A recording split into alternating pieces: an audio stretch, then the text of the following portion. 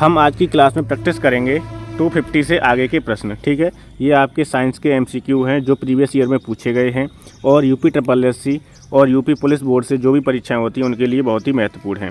ठीक है, तो यहाँ से आने की प्रश्नों बनने की संभावना है। तो चलिए शुरू करते हैं। पहले इसकी व्याख्या देख लेंगे कि चेचक का टीकाकरण किसने किया था, तो एडवर्ड जेनर ने। किसने किया था? एडवर्ड जेनर ने। हैजा एवं तपेदिक के रोगाणु रॉबर्ट कोच ने। पोलियो का टीका जॉन साल्क ने। और पोलियो ड्रॉप एल्बर्ट सेवन ने। पोलियो ड्रॉप अलग है और पोलियो का टीका अलग है। ठीक, रक्त समूह की खोज किसने की थी, तो कार्ल लैंडस्टीनर ने। किसने की थी? कार्ल लैंडस्टीनर ने। चलिए, तो आज की क्लास का पहला प्रश्न है, तीसरी पीढ़ी के टीके क्या होते हैं? दुर्बल किए हुए रोगाणु, रोगजनक सापेक्ष या मोनोक्लोनल प्रजनन या कृत्रिम प्रजनन। तो तीसरी पीढ़ी के जो टीके होते हैं वो होते हैं दुर्बल किए हुए रोगाणु। और 251 का आंसर हो जाएगा ए। क्या हो जाएगा? ए। अगला प्रश्न है, एशेरिकिया कोलाई को जल के निम्नलिखित में से किस प्रकार के प्रदूषण को निर्धारित करने के लिए एक संकेतक जीव के रूप में उपयोग किया जाता है? कौन सा है? एशेरिकिया कोलाई। ठीक है, जीव है। तो औद्योगिक बहिस्राव के, भारी धातु के, घरेलू कचरा या मल संबंधी पदार्थ। तो किसका संकेतक के रूप में उपयोग किया जाता है? मल संबंधी पदार्थ के रूप में। और 252 का आंसर हो जाएगा क्या? डी। ठीक है, केन सुपरवाइजर में पूछा गया, यूपी SSSC जो एग्जाम कराता है। व्याख्या देखेंगे। ई कोलाई एशेरिकिया कोलाई का संक्षिप्त रूप है। यह एक तरह का बैक्टीरिया है। क्या है? ये एक बैक्टीरिया है जो मनुष्य और पशुओं के पेट में हमेशा रहता है। इस बैक्टीरिया के ज़्यादातर रूप हानि रहित हैं, लेकिन कुछ ऐसे हैं जो पेट में मरोड़ और दस्त जैसे लक्षण पैदा करते हैं। ठीक है, तो कौन सा है? ई कोलाई है। E coli. 253 है, निम्नलिखित में से कौन सी बीमारी से टीकाकरण द्वारा नहीं बचा जा सकता? कौन सी बीमारी इसका टीकाकरण नहीं होता और टीकाकरण के द्वारा नहीं बचा जा सकता है? तो काली खांसी, पोलियो, दमा या रेबीज। तो वो है आपका दमा। क्या है? दमा बीमारी है जिसका कोई टीकाकरण नहीं है। ठीक है, जिससे टीकाकरण से नहीं बचा जा सकता है। तो 253 का आंसर क्या हो जाएगा? सी। अगला प्रश्न है, निम्नलिखित में से कौन सा रक्ताल्पता एनीमिया का लक्षण नहीं है? तो पहला, हृदय की धड़कनें अनियमित होना, थकान होना, मसूड़ों से रक्तस्राव होना और त्वचा का पीलापन होना। तो कौन सा एनीमिया का लक्षण नहीं है? तो मसूड़ों से जो रक्तस्राव होता है वो एनीमिया का लक्षण नहीं है। 254 का आंसर हो जाएगा सी। क्या हो जाएगा? सी। 255 है, निम्नलिखित में से कौन सी बीमारी मुख्य रूप से जीवन शैली में बदलाव लाकर शारीरिक व्यायाम और दवा से प्रबंधित की जा सकती है? एड्स, कैंसर, डायबिटीज़ या ट्यूबरक्लोसिस।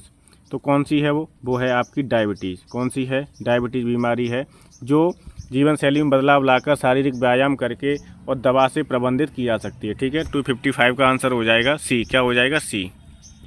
अगला है, प्रवाहिका डिसेंट्री बोलते हैं जैसे, निम्नलिखित में से कौन से सूक्ष्म जीव के कारण होती है? साल्मोनेला, शिगेला, लेशमैनिया या प्लाज्मोडियम। ठीक है, तो शिगेला से होती है। ये किससे होती है? शिगेला से। ठीक है, प्लाज्मोडियम जो प्रोटोजोआ होता है उससे क्या होता है? मलेरिया। क्या होता है? मलेरिया होता है। ठीक है, तो ये याद रखना है, प्रवाहिका डिसेंट्री किससे होती है? शिगेला नामक जीवाणु से, सूक्ष्म जीव से। ठीक है, शिगेला नामक सूक्ष्म जीव से। 256 का हो जाएगा बी। सिगोलोसिस बैक्टीरिया जनित रोग है जिसकी वजह से प्रवाहिका डिसेंट्री पड़ने का सबसे बड़ा कारण शिगेला इन्फेक्शन, शिगेला नामक बैक्टीरिया समूह माना जाता है। इस इन्फेक्शन से मरीज के शरीर में पेट में दर्द, सूजन, पेचिश, बुखार, दस्त, उल्टी जैसे लक्षण देखे जाते हैं। ठीक है, तो याद रखना है किसके कारण होता है? शिगेला के।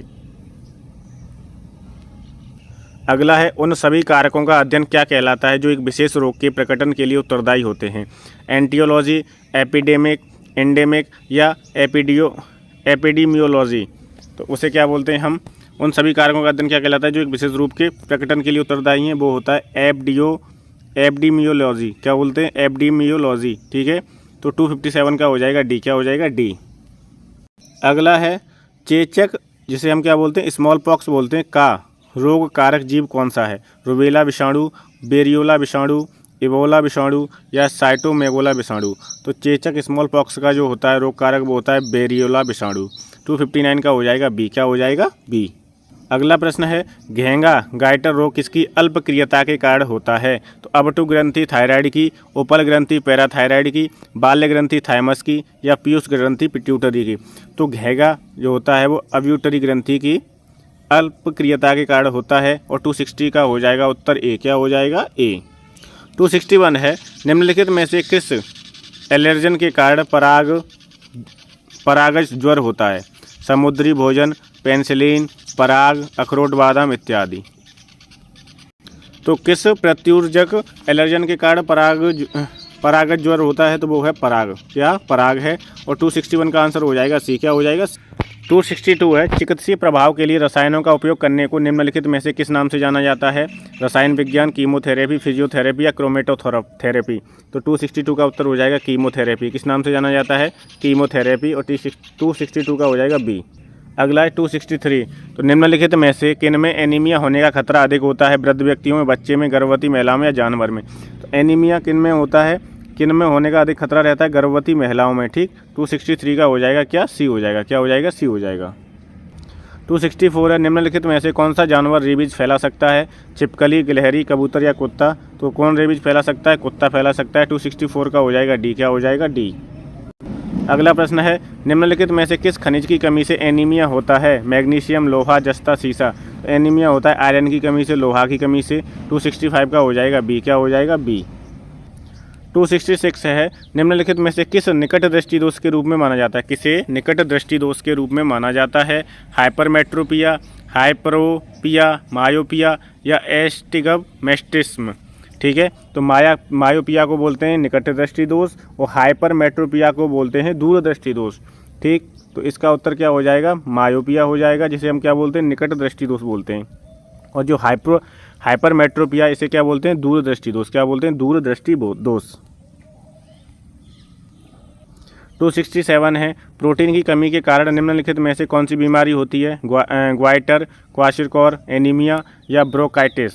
तो प्रोटीन की कमी से होता है क्वाशिरकोर। और 267 का उत्तर हो जाएगा बी, क्या हो जाएगा? बी। तो व्याख्या देखेंगे, क्वाशिरकोर बच्चों में प्रोटीन की कमी से होने वाली बीमारी है, जबकि ग्वाइटर आयोडीन की कमी से, एनीमिया विटामिन B12 की कमी से तथा ब्रोंकाइटिस संक्रमण से संबंधित बीमारियां हैं। ठीक है, तो इनका याद रखना है। जो क्वाशिरकोर है वो किससे होती है? किसकी कमी से? प्रोटीन की कमी से। और ग्वाइटर किससे होती है? आयोडीन की कमी से। और एनीमिया किससे होता है? विटामिन B12 की कमी से। ठीक।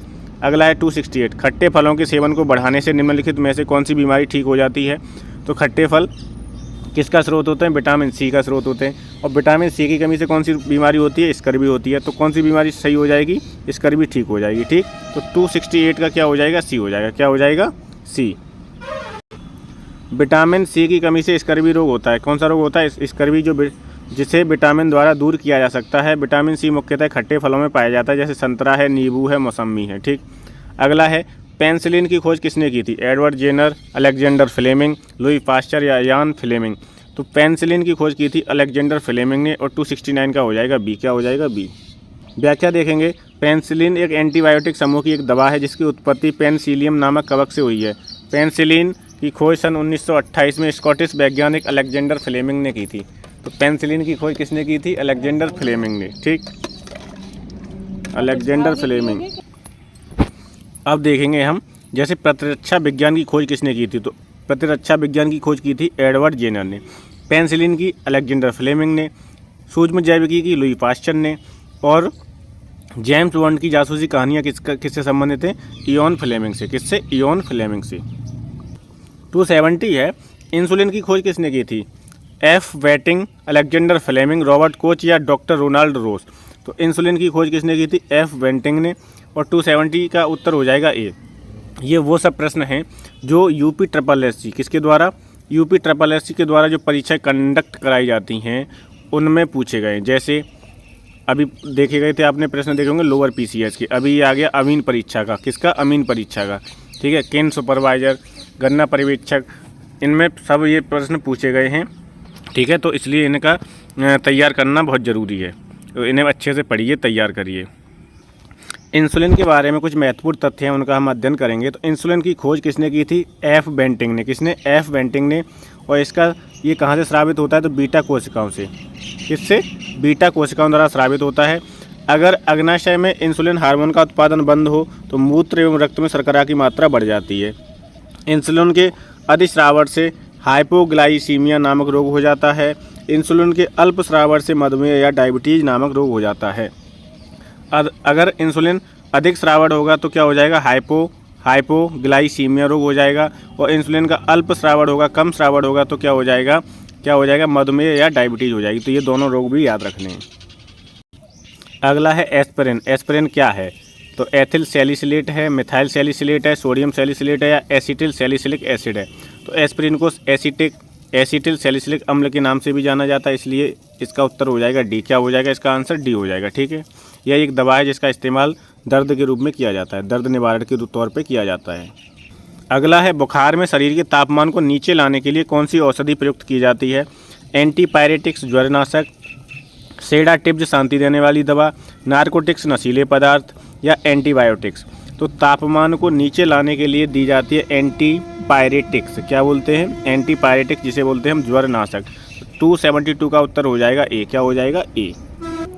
ट्रैकोमा द्वारा कौन सा अंग प्रभावित होता है? ट्रोकोमा। ट्रैकोमा एक बीमारी है, ठीक है, यकृत, फेफड़े, आंखें या मस्तिष्क। तो ट्रैकोमा से प्रभावित होती हैं आंखें, और 273 का उत्तर हो जाएगा सी। क्या हो जाएगा? सी। गन्ना पर्यवेक्षक में पूछे गए ये सब सवाल। अगला है मलेरिया से कौन सा अंग प्रभावित होता है? हृदय, फेफड़े, प्लीहा या वृक्क। तो मलेरिया से प्रभावित होने वाला अंग है प्लीहा, और 274 का आंसर हो जाएगा सी। क्या हो जाएगा? सी। व्याख्या देखेंगे। मलेरिया एक संक्रामक रोग है जो प्लाज्मोडियम के प्रोटोजोआ परजीवी के माध्यम से फैलता है। ठीक, मादा एनाफिलीज मच्छर मलेरिया परजीवी का वाहक होता है।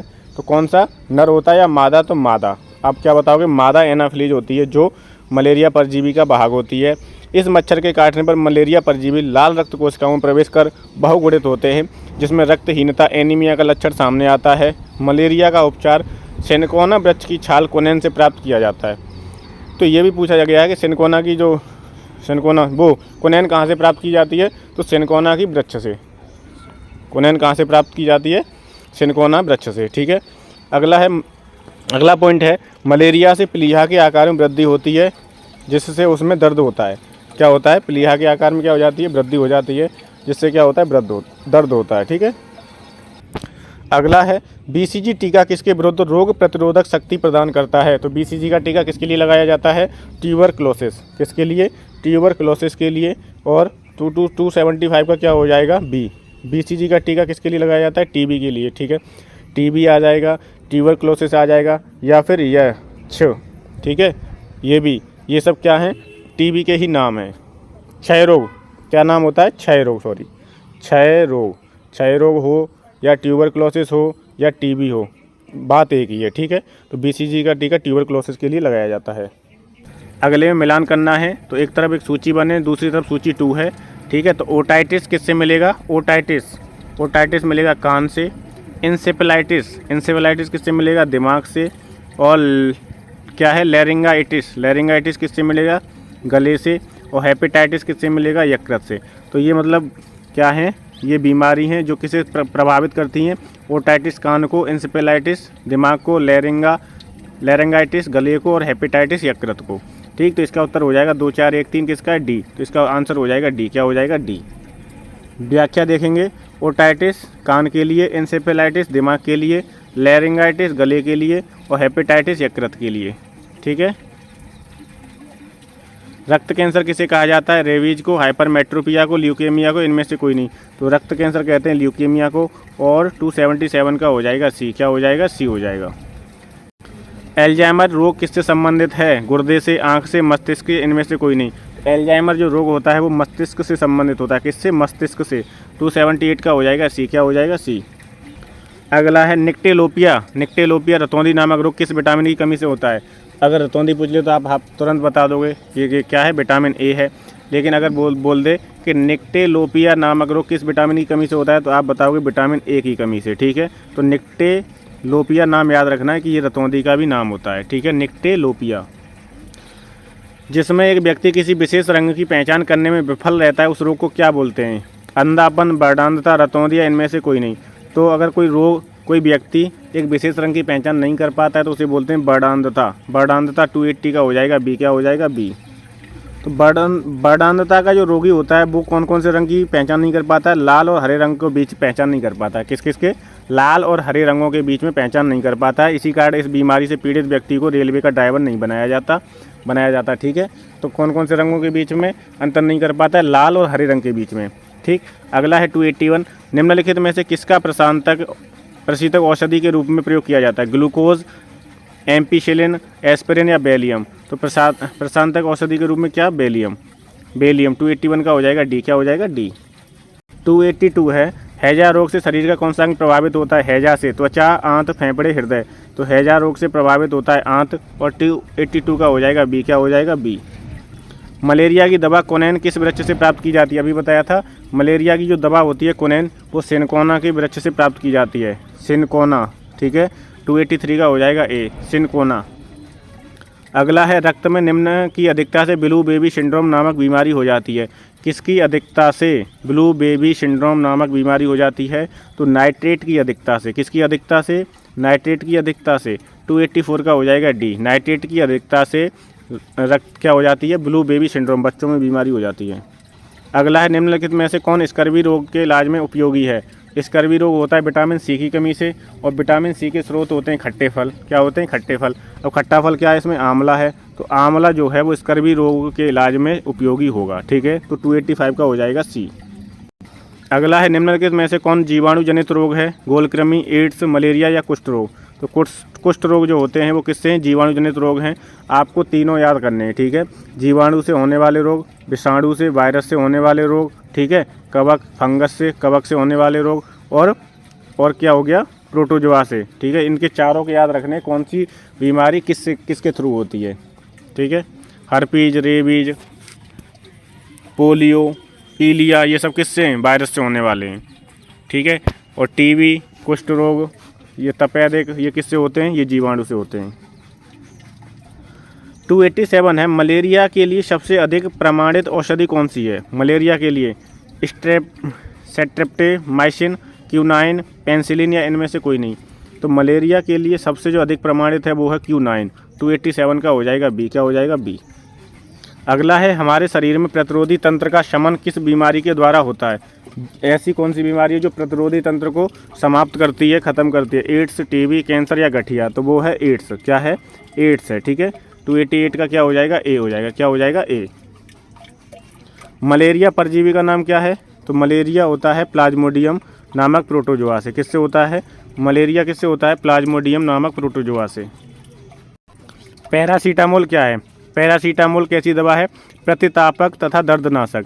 पैरासीटामोल प्रतितापक तथा दर्दनाशक दवा है। 290 का हो जाएगा ए। क्या हो जाएगा? ए। अगला है, मलेरिया रोग से शरीर का कौन सा अंग प्रभावित होता है? तो मलेरिया से होता है प्लीहा। मलेरिया से कौन सा अंग प्रभावित होता है? प्लीहा। ठीक है, और हेपेटाइटिस बी से क्या होता है? बी लीवर होता है। किससे होता है? लीवर होता है उससे। अगला है, निमोनिया रोग शरीर के किस अंग को प्रभावित करता है? फेफड़े, क्लोम, यकृत, आंत। तो निमोनिया किसे प्रभावित करता है? फेफड़े को। ठीक है, निमोनिया किसे करता है? फेफड़े को। ठीक है, मलेरिया किसे करता है? प्लीहा को। मलेरिया किसे प्रभावित करता है? प्लीहा को। हेपेटाइटिस बी जो यकृत को प्रभावित करता है, हेपेटाइटिस बी किसे प्रभावित करता है? यकृत, लिवर को। ठीक है, लेकिन ये इसका जो प्रभावित करता है, इसका वास्तव में है क्या? ये वो क्या है? वायरस। वायरस से प्रभावित होता है। किससे? वायरस से। 293 का हो जाएगा ए। क्या हो जाएगा? ए। बीसीजी का टीका किस वैक्सीन के रूप में प्रयुक्त होता है? तो क्षय रोग, मैंने बताया था अभी। ट्यूबरक्लोसिस भी बोलते हैं इसे, और टीबी भी बोलते हैं, और क्षय रोग भी बोलते हैं। तो ये तीनों नाम याद रखने हैं। बीसीजी का टीका लगता है किसके लिए? क्षय रोग के लिए। अगला है, निम्न में से कौन मधुमेह डायबिटीज़ के लक्षण नहीं है? बहुत प्यास लगना, सांस की कमी, थकान महसूस करना या वजन घटना? तो मधुमेह का लक्षण कौन सा नहीं है? सांस की कमी नहीं है। बाकी तीनों मधुमेह के लक्षण हैं। ठीक है, सांस की कमी मधुमेह का लक्षण नहीं है। बहुत प्यास लगेगी आपको, थकान सी महसूस होगी और वजन भी घटेगा। किसमें? मधुमेह में। तो 295 का उत्तर हो जाएगा बी। मधुमेह के कुछ मुख्य लक्षण हैं वो देखते हैं। मूत्र में शर्करा की उपस्थिति होती है। रुधिर में शर्करा की अधिक मात्रा होती है, जिसे हम हाइपोग्लाइसीमिया बोलते हैं। हाइपोग्लाइसीमिया। ठीक है, इंसुलिन का जब अधिक स्रावण होता है तो कौन सा रोग हो जाता है? हाइपोग्लाइसीमिया। कई बार मूत्र के लिए जाना पड़ता है, अधिक भूख एवं प्यास लगती है, शरीर का वजन कम होता है, कमजोरी सी महसूस होती है। ये आपके डायबिटीज़ के मधुमेह के लक्षण हैं। 296 है, ताप ज्वर को कम करने के लिए निम्नलिखित में से कौन सी दवा का इस्तेमाल होता है? ट्रैंक्विलाइजर, एनेस्थेटिक, एंटीपायरेटिक्स या एंटीहिस्टामिन्स? तो वो कौन सी दवा है? एंटीपायरेटिक्स। ठीक, 296 का क्या हो जाएगा? सी। 296 का सी। निम्न में से कौन सा बैक्टीरिया जनित रोग नहीं है? बैक्टीरिया, आंत ज्वर, प्लेग, डिप्थीरिया या दमा? तो कौन सा नहीं है? दमा नहीं है। कौन सा नहीं है? दमा नहीं है। 297 का क्या हो जाएगा? डी हो जाएगा। ठीक है, आंत ज्वर, प्लेग और डिप्थीरिया कैसे हैं? बैक्टीरिया जनित रोग हैं। बैक्टीरिया जनित रोग हैं। ठीक है, बैक्टीरिया किसे बोलते हैं? जीवाणु को। 298 है, निम्न में से प्लेग के उपचार में किस दवाई का उपयोग किया जाता है? क्लोरोमाइसिटिन, आइसोनियाजाइड या स्ट्रेप्टोमाइसिन या एड्रेनालिन? तो प्लेग के उपचार में यूज होती है स्ट्रेप्टोमाइसिन। ठीक, 298 का हो जाएगा सी। क्या हो जाएगा? सी। अगला है बिडाल परीक्षण किसके लिए किया जाता है? तो बिडाल परीक्षण किया जाता है टाइफाइड के लिए। किसके लिए? टाइफाइड के लिए। ठीक है। अमेज किसके लिए किया जाता है? अमेज किया जाता है एड्स के लिए। किसके लिए? एड्स के लिए अमेज। और 300वां प्रश्न है, किसी बड़ान व्यक्ति को निम्नलिखित रंगों में से किस रंग की पहचान करने में कठिनाई होती है? तो वो रंग होते हैं लाल और हरा। हरा और लाल रंग की पहचान करने में कठिनाई होती है, इनके बीच में अंतर करने में कठिनाई होती है। तो 300 का उत्तर हो जाएगा बी। क्या हो जाएगा? बी। ठीक है। तो ये आपके 300 प्रश्न अब तक कंप्लीट हो गए हैं। इस सीरीज़ को, अगर आपको ये सीरीज़ पसंद आ रही है तो प्लीज़ वीडियो को लाइक करें और चैनल को सब्सक्राइब करें और ज़्यादा से ज़्यादा शेयर करें। ठीक, ये वो प्रश्न हैं, कई बार मैं बता चुका हूँ, जो प्रीवियस ईयर में किसी न किसी एग्ज़ाम में पूछे गए हैं। ठीक है। तो इनकी यहाँ से रिपीट होने की संभावना अत्यधिक होती है। तो यहाँ से आप जो नहीं आता है उसे आप लिखो, अपने एक शॉर्ट्स नोट्स बनाओ, रिवीजन करो और अच्छे से एग्ज़ाम दो। ठीक है। तो इस क्लास को यहीं समाप्त करते हैं। अध्यापक मंत्रा के साथ जुड़ने के लिए बहुत बहुत धन्यवाद। Thank you so much.